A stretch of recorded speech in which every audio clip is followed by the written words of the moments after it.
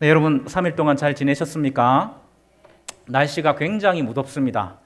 제가 올 초쯤으로 제가 기억나는데요. 제가 설교 중에 제가 부산에서 왔기 때문에 굉장히 이제 부산을 올 때 걱정을 많이 하고 그렇게 부산을 왔다라고 말씀을 드렸습니다. 그리고 이제 데프리카를 굉장히 많이 걱정을 했는데 한 1년 정도를 견뎌보니까 데프리카 그거 별거 아니더만요 라고 말을 했거든요. 제가 실언을 한 것 같습니다. 지금 6월을 지났잖아요. 와, 이렇게 더운 여름은 제가 부산에서는 겪어본 적이 없는 것 같습니다. 공기가 다르더라고요, 공기가.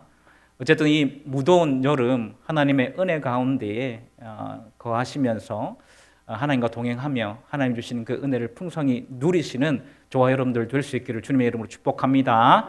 건강을 조심하시고요. 하나님의 말씀 가운데에 하나님 주시는 그 은혜로 저와 여러분들이 하루하루를 살아갈 때에 우리의 모든 삶이 하나님께만 영광이 될 수 있기를 주님의 이름으로 축복합니다.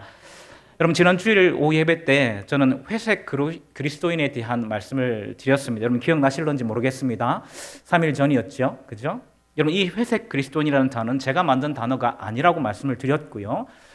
이 사람이 만든 단어였다, 간증해서 이 사람이 쓴 표현이었다고 말했는데요. 사진을 다시 한번 보여주시면요, 예, 이 사람이었습니다. 박위라는 유튜버인데요. 이 사람이 자신의 간증 속에서 자신이 회색 그리스도인처럼 살았다라고 그렇게 고백을 했었습니다. 주일날 잔뜩 술에 취해서 교회 나와서 어떻게 기도했다고 제가 말씀을 드렸습니까? 자기가 세상의 이 쾌락이 너무 좋으니까 세상 반, 교회 반, 회색 그리스도인으로 살겠다라고 그렇게 기도했던 사람이라고 말씀을 드렸습니다. 여러분, 이 사람은 교회를 쉬었던 적이 없던 사람이에요. 모태신앙으로 태어나서요, 그때까지 계속적으로 신앙생활을 했던 사람입니다. 그런데도 이런 기도를 하나님 앞에 올려드렸다는 것이죠. 여러분, 왜 그랬을까요? 주일날 제가 말씀드렸던 것처럼 자기가 무엇을 가지고 있는지를 몰랐기 때문입니다. 자기가 무엇을 가지고 있는지, 자기가 어떤 존재인지를 잘 알지 못했다는 것입니다. 여러분, 우리는 무엇을 가지고 있는 사람들입니까? 여러분, 우리는 성령 하나님을 가지고 있는, 성령 하나님을 소유한 사람들입니다. 여러분 믿으십니까? 여러분, 성령님은 어떤 분이시죠? 삼위 하나님 중에 한 분이십니다. 그런데 예수님은 그런 성령 하나님이 너희에게 임하실 것이라고 그렇게 사도행전 1장 8절에서 약속하시고요, 그렇게 되면 성령님이 너에게 임하시게 되면 너희가 권능을 받게 될 것이라고 그렇게 말씀하고 있습니다. 사도행전 1장 8절 말씀 제가 다시 한번 읽어드리면, 오직 성령이 너희에게 임하시면 너희가 권능을 받고, 이렇게 말씀하고 있습니다. 여러분, 여기서 이 권능이라는 말은요, 엄청나게 큰 힘, 큰 능력을 뜻하는 말이라고 말씀을 드렸습니다. 그리고 성령을 소유하는 사람들에게 어떤 성령의 권능이 드러나는지를 크게 두 가지 말씀드리고 말씀을 마쳤습니다. 여러분 기억나시나요? 첫 번째가 뭐였죠? 첫 번째, 실패를 극복할 힘이 주어진다라는 것입니다. 여러분, 그 뒤에 말씀해 보니까 땅 끝까지 이르러 내 증인이 되리라는 말씀이 바로 그런 말씀이라고 말씀을 드렸지요. 성령이 임하시면 그 성령의 권능으로 제자들이 십자가 앞에서 처절하게 실패했었던 예수님의 증인된 삶을 살게 될 것이라고 지금 예수님께서는 말씀하고 있다는 것이죠. 여러분, 실제로 제자들은 어떻게 되었죠? 그 증인의 삶을, 십자가 앞에서는 실패했었던 그 증인의 삶을 성공적으로 감당하는 모습을 우리는 볼 수가 있습니다. 여러분, 두 번째로, 여러분 성령을 소유한 사람들에게 어떤 성령의 권능이 드러납니까? 성령의 권능으로 인생이 바뀌어지는 은혜를 경험하게 된다라고 말씀을 드렸습니다.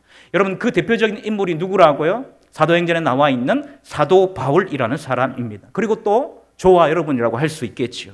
그래서 세상 사람들이 말하는요, 팔자와 이 운명의 노라라는 삶이 아니라 성령 하나님의 통치하심과 다스리심을 경험한 복된 존재들이 되게 해 주셨다라는 것입니다.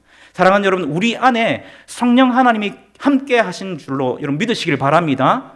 그렇기 때문에 성령의 권능을 드러내면서 하나님의 뜻을 이 땅에 이루어드리는 저와 여러분이 될 수 있기를 주님의 이름으로 축복합니다. 그런데 여러분, 어떻게 하면 이 회색 그리스도인으로 살지 않을 수 있을까요?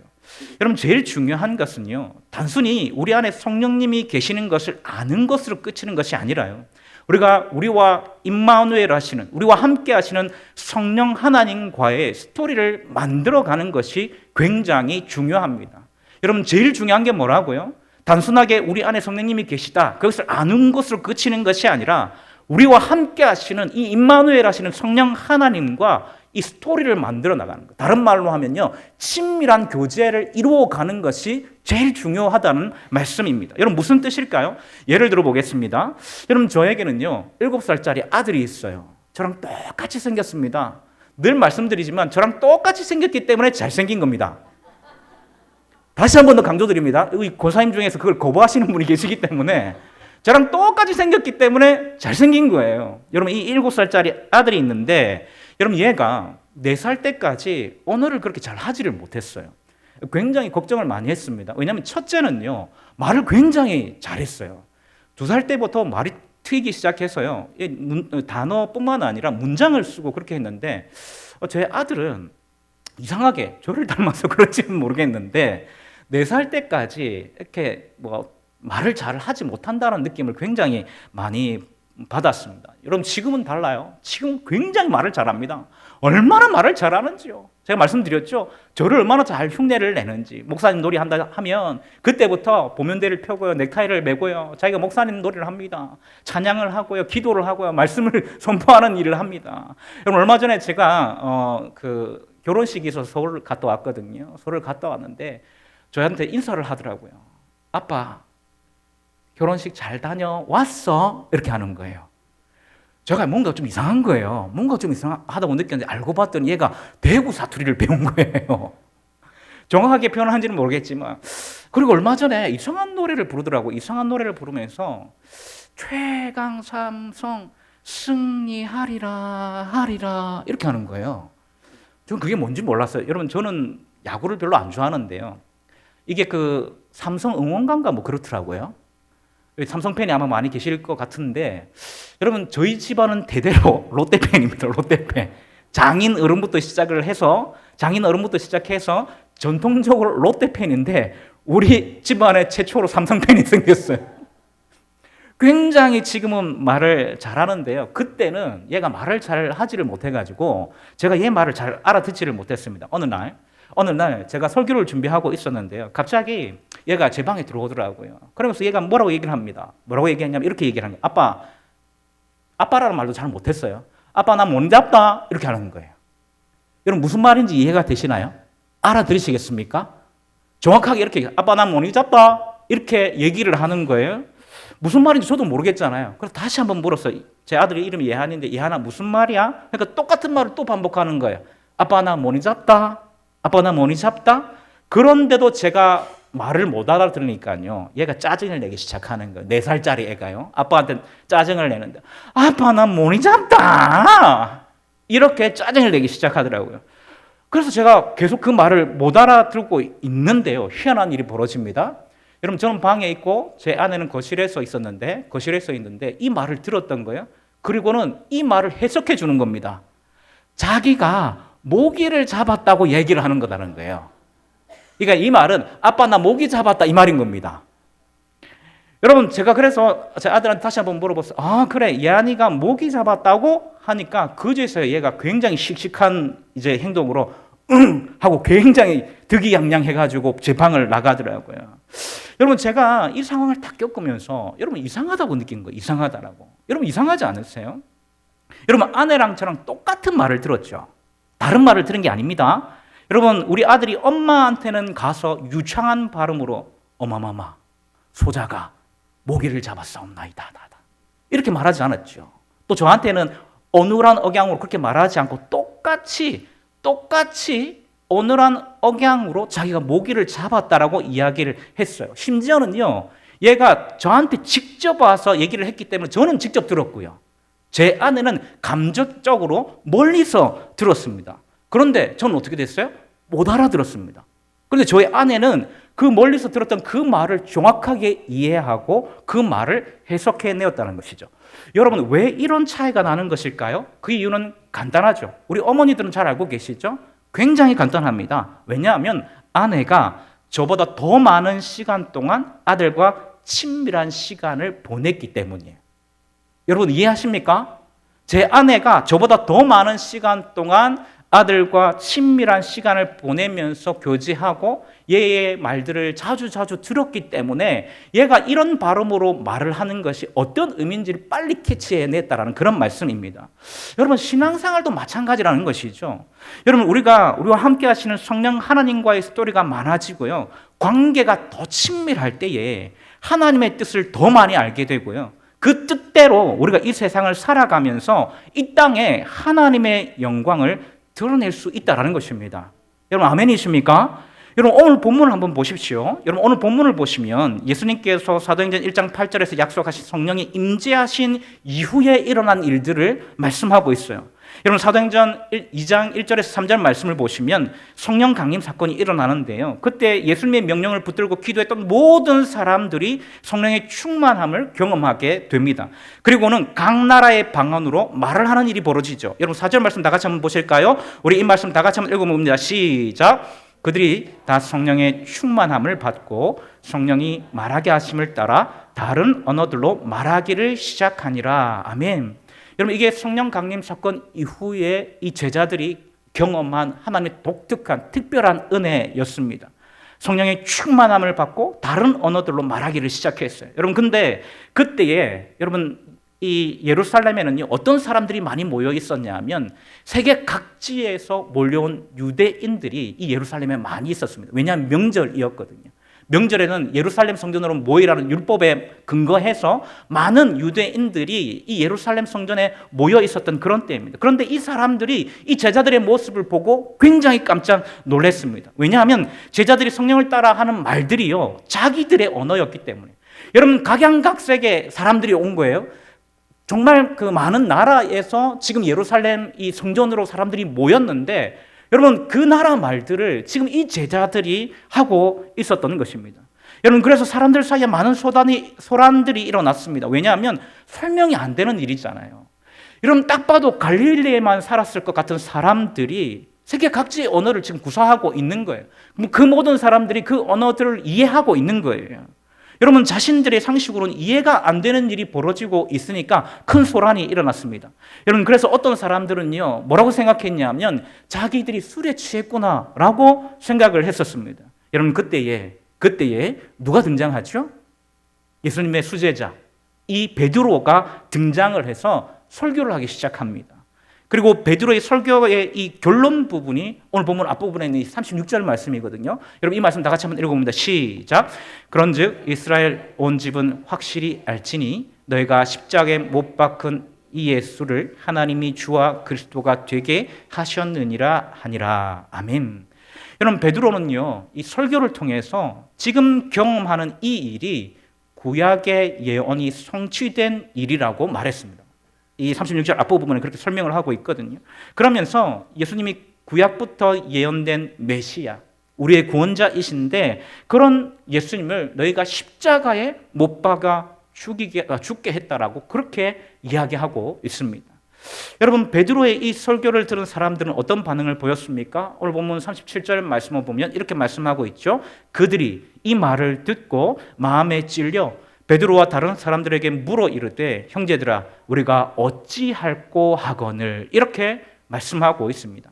여러분 이게 베드로의 설교를 들은 사람들의 반응이었습니다. 그래서 베드로는 어떻게 하라고 말씀하고 있죠? 38절 말씀 다 같이 한번 읽어봅니다. 시작. 베드로가 이르되 예수 그리스도의 이름으로 세례를 받고 죄 사함을 받으라. 그리하면 성령의 선물을 받으리니. 아멘. 여러분 이렇게 말씀하고 있습니다. 여러분 여기서 베드로가 이르되 너희가 회개하여. 여러분 여기서 회개하라는 것은요. 하나님의 아들이시고 구원자이신 예수님을 거절했던 죄, 십자가에 못 박아 죽게 한 죄를 회개하라는 것입니다. 그리고 그 뒤에 말씀해 보면 각각 예수 그리스도의 이름으로 세례를 받고, 여러분 이 말씀은 내적인 회개가 외적으로 증명되는 것이 세례인데 그 세례를 받고 죄 사함을 받으라. 그렇게 뒤에 말씀에 말씀하고 있습니다. 그리하면 뒤에 말씀해 보니까 뭐라고 말씀하고 있어요? 성령의 선물을 받으리니 이렇게 말씀하고 있습니다. 여러분, 그런데 여기서 이 성령의 선물을 받으리니, 여러분, 이 번역은요, 사실은 이전 번역이 더 좋은 번역입니다. 여러분, 이전 번역에는 이 부분을 어떻게 번역했냐 하면 성령을 선물로 받으리니 이렇게 번역했습니다. 여러분, 차이가 있죠? 성령의 선물을 받으리니가 지금 번역으로 간다면 이전 번역은요, 성령을 선물로 받으리니 그렇게 번역하고 있습니다. 여러분, 이것이 더 원문에 가까운 번역입니다. 여러분, 우리가 회개하고 우리의 구원자이신 예수님을 믿을 때에 성령님 자신을 선물로 받게 된다는 것이죠. 그래서 임마누엘의 그 은혜, 성령님께서 함께 하시는 그 은혜를 누리게 된다는 것입니다. 여러분, 이 설교를 들은 사람들은 어떻게 했습니까? 41절 말씀 우리 다 같이 한번 읽어봅니다. 시작.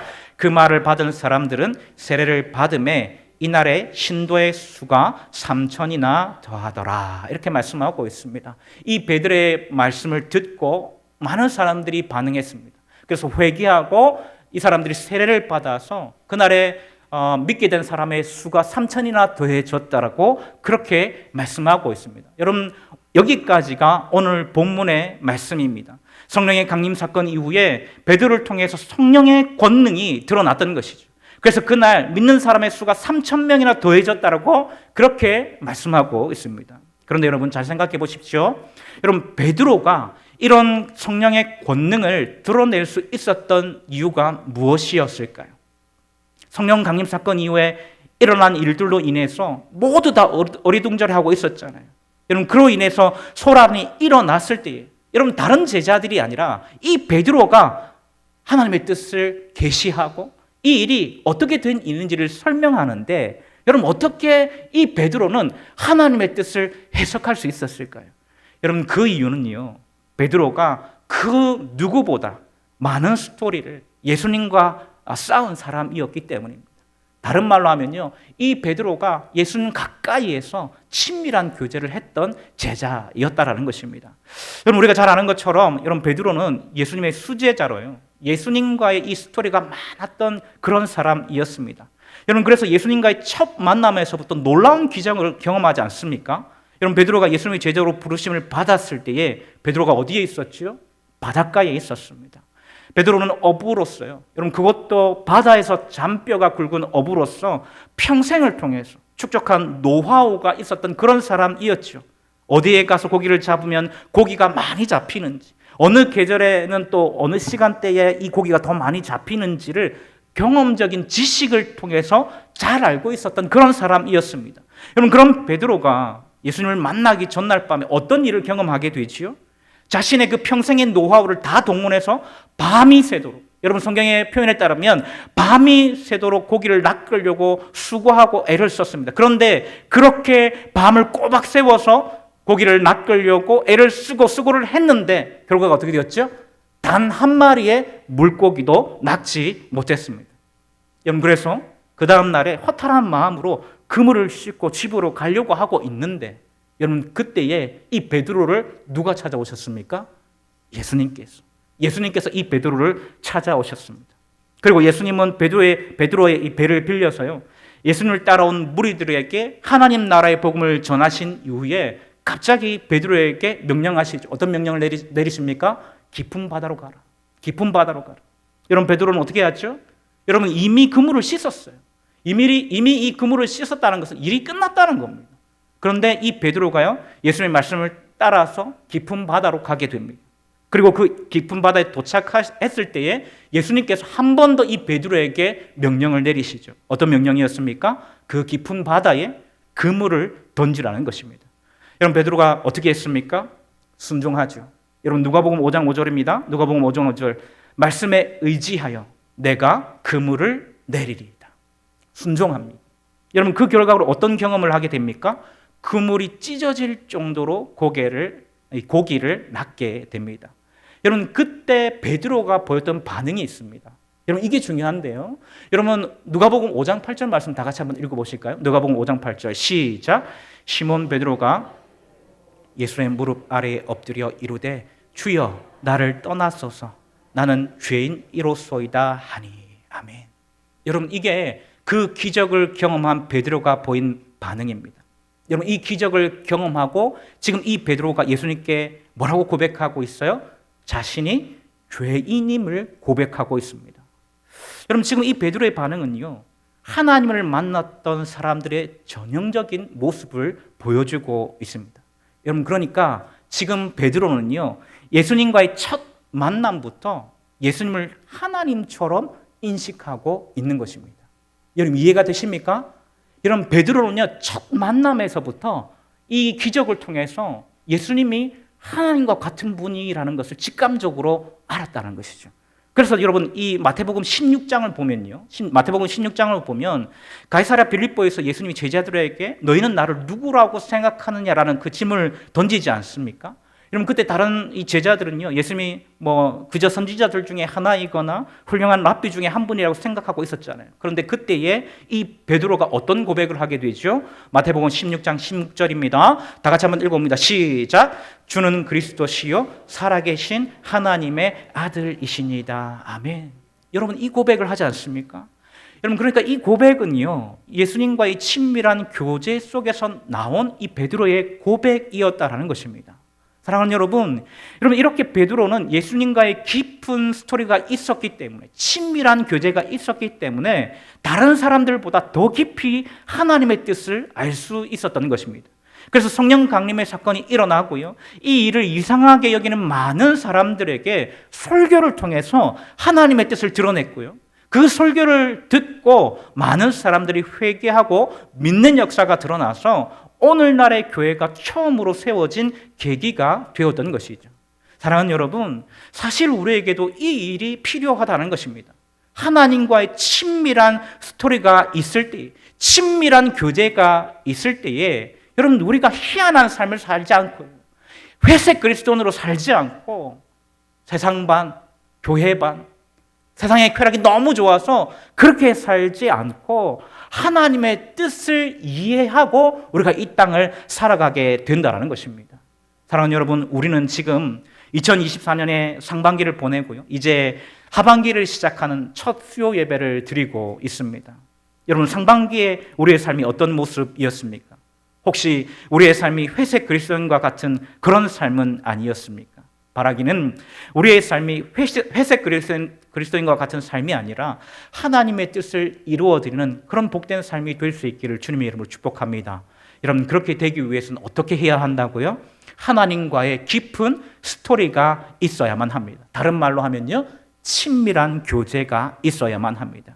여러분 어떻게 하면 우리는 하나님과 친밀한 교제를 할 수 있을까요? 여러분 다른 방법이 없어요. 다른 방법이 없습니다. 하나님의 말씀을 통해서 예배하고 기도할 때에 우리 안에 하나님과의 스토리가 만들어지고요, 그런 우리의 삶을 통해서 성령의 권능이 드러나는 줄로 믿으시길 바랍니다.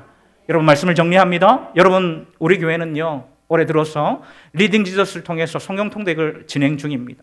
여러분 지금은 보충 기간 중이고 이제 또 7월 중순부터 또 성경 통독을 진행하게 될 텐데, 여러분 이 말씀을 읽는 시간들이 우리가 하나님과 친밀한 교제가 이루어지는 시간이 될 수 있기를 주님의 이름으로 축복합니다. 그래서 우리가 단순히 성경을 읽는 것으로 끝내는 것이 아니라요, 살아계신 하나님의 은혜를 말씀을 통해서 경험하고 우리의 삶을 통해서 하나님의 뜻을 이루어지는 복된 삶이 될 수 있기를 주님의 이름으로 축복합니다. 여러분 특별히 이제 교회 전체적으로 다음 세대의 여름 사역을 준비하고 있습니다. 여러분 이번 여름 성경학교와 수련을 통해서 우리 다음 세대가 하나님과 친밀한 교제의 시간이 될 수 있도록 기도해 주시고 많은 관심을 가져주시기를 부탁드립니다. 여러분 수박 한 덩이라도 좋고요, 아이스크림 하나라도 좋습니다. 여러분 각 부서 교육자들과 교사들에게 힘이 될 수 있도록 많이 찾아가셔서 격려해 주시기를 부탁합니다. 그리고 무엇보다도 우리 아이들의 마음의 문이 열려지고 환경의 문이 열려져서 우리 주일학교 아이들과 청년들이 많이 참석할 수 있도록 여러분 기도해 주시고, 그때에 성령님께서 우리 아이들의 마음을 만지셔서 친밀한 교제가 이루어지고 우리 아이들이 살아계신 그 하나님을 고백하는 그 은혜가 이번 여름에 일어날 수 있기를 주님의 이름으로 축복합니다. 여러분 그래서 우리 아이들이 이 땅에서 회색 그리스도인과 같이 살아가는 것이 아니라 하나님의 뜻을 이루어드리며 성령의 권능으로 살아가는 그런 은혜가 우리 다음 세대들에게, 우리 아이들에게 있기를 주님의 이름으로 축복합니다. 이 일을 위해서 여러분 많이 관심 가져주시고, 여러분 특별히 지금 준비하고 있는 많은 이제 교육자들과 교사들이 있을 텐데 여러분 특별히 여러분 그들에게 관심을 더 많이 가져주시고 더 많이 기도해 주시고, 그래서 이번 여름 사역들이 하나님께만 영광이 되어지는 그런 복된 사역이 될 수 있기를 주님의 이름으로 축복합니다. 기도하시겠습니다.